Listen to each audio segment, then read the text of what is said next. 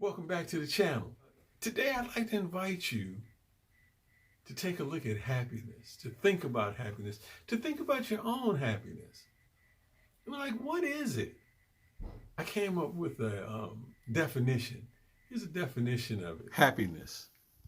In her 2007 book, The How of Happiness, positive psychology researcher Sonia Lubomirsky elaborates, describing happiness as, quote, the experience of joy, contentment, or positive well-being combined with the sense that one's life is good, meaningful, and worthwhile, unquote. So even though we might be able to define happiness, we may not be able to achieve happiness in our life until we change the way we behave, do things differently, accept responsibility. And then happiness for, I think, each person is a little bit different. So I wanted to try to give a couple of ideas that I have about happiness. Because I was sitting with a young man in therapy, and one of his goals for therapy was to become happier or be happier in his life. And that's sort of vague. And so I was working with him, and I continue to work with him to try to figure out what specifically does he want to get out of our working together. Like, how will we know if he's happy? What would need to change in his life for him to feel happy? What do we need to do?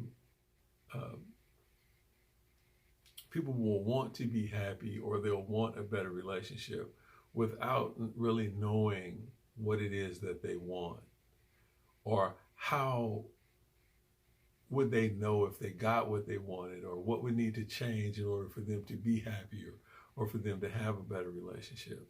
And then I'm not so sure that pursuing happiness is the best way to go, because a lot of times people don't know what happiness is. I think maybe a better way to go would be to try to avoid doing things that you already know make you unhappy. Identify the things that you know right now lead to unhappiness, and try to decrease doing those things. Try to decrease behaviors that you know don't make you feel the way that you want to feel.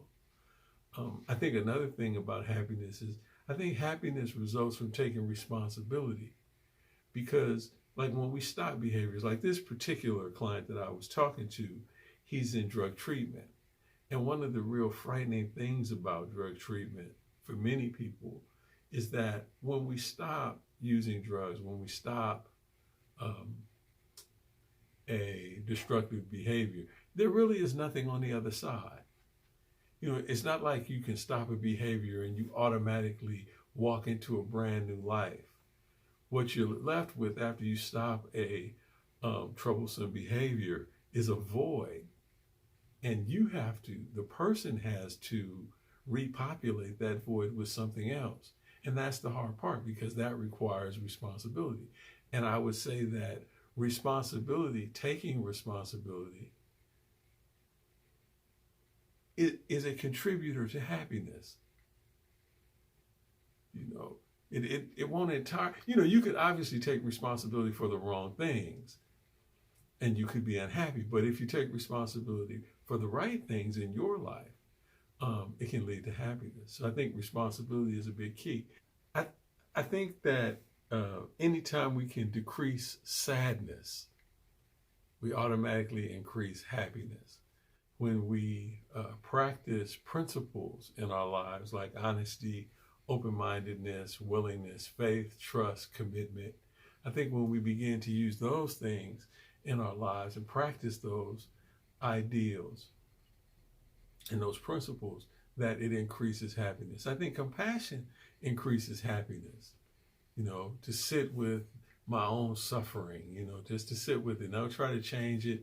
Don't try to push it away. Don't even try to embrace it. Just sit with it. Just acknowledge that as a human being, we suffer. I think that the other side of that is a certain type of happiness. I don't really even understand how it happens, but I know that when I practice compassion, self-compassion, I can have compassion for others, and I feel better. I feel happier. And I don't think that happiness is something that I want to pursue. I think a good life is what I want to pursue, and a good life makes me happy. I think self-acceptance, practicing self-acceptance, accepting myself, accepting in it with my flaws and my assets, just accepting myself. It doesn't mean that I like myself. It doesn't mean that I like everything about me or I dislike everything about me. It just means that I can accept myself. I think that leads to happiness. I think good relationships, a good relationship with myself, a good relationship with others leads to happiness. I think meaning, creating meaning in my life, doing things that are meaningful creates happiness. It helps me be more happy. I think feeling valued, like I'm important to someone, I think that also increases happiness. And so it's interesting. It's not, like in our society, happiness is tied to the marketplace. If I own this or own that, or if I have this or I have that, then I'm happy. And to a certain degree, that's true. For instance, I'm happy with a purchase or an item or something. But at some point, the shine will wear off. And then what do? I've got to go back to the market to try to recreate that feeling. So no shade on anyone that is trying to seek happiness through material possessions. But I think if I'm only doing that to try to find happiness, I'm leaving a lot of happiness on the table. I'm leaving a lot of joy. I'm leaving a lot of fulfillment. And it could be because it's not necessarily found in the marketplace. I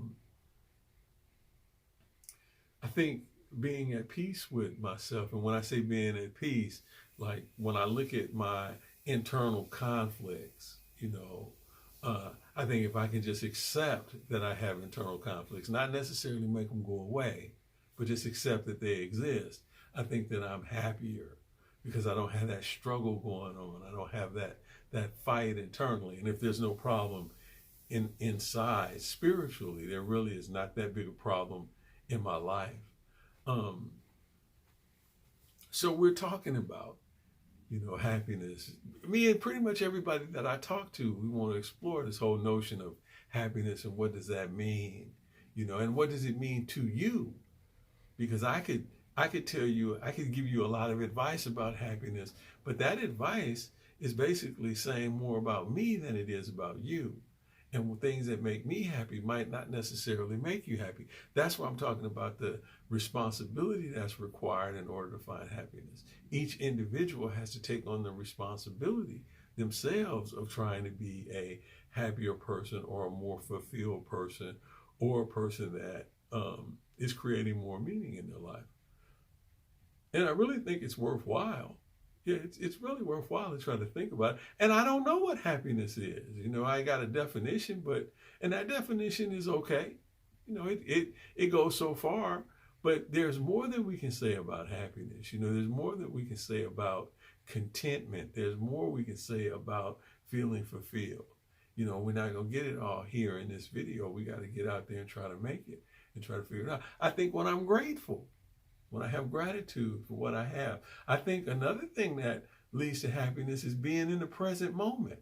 If I'm back in the past, thinking about things and regretting things that I've done or things that have happened, that's not happiness. And then I think if I'm in the future, anticipating things, that can diminish my happiness. I think when I spend most of my time in the present moment, I'm happy. And that is a level of happiness. I think what they talk about, the golden mean, not too much of anything, just right in the middle is another way of being happy, because you can overindulge in things thinking that they're going to make you happy and end up feeling sad and sick.